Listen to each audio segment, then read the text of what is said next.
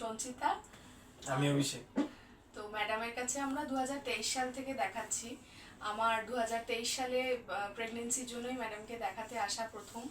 তো তারপর থেকে নানান রকম টেস্ট, পরীক্ষা নিরীক্ষা সব কিছুর পরে আমি একবার কনসিভ করি, কিন্তু সেটা একটোপিক প্রেগনেন্সি হয়।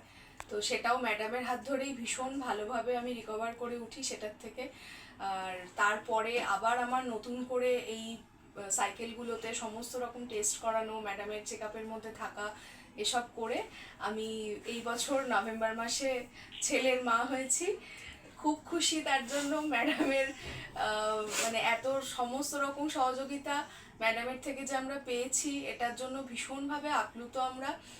যে কোনো সময় যে কোনো দরকারে ম্যাডামকে ফোন করা, ম্যাডাম সব সময় পাশে থেকেছেন, সমস্ত কিছুর উত্তর দিয়েছেন, যার জন্য আমরা ভীষণভাবে সত্যিই ম্যাডামের কাছে কৃতজ্ঞ। আর এত সুন্দর একটা ফুটফুটে সন্তান ম্যাডামের জন্যই আমরা পেয়েছি। খুব খুব থ্যাঙ্কফুল ম্যাডামের কাছে তার জন্য আমরা। শুধু ম্যাডাম নন, ম্যাডামের পুরো টিম ভীষণভাবে সহযোগিতা করেন সব কিছুতেই।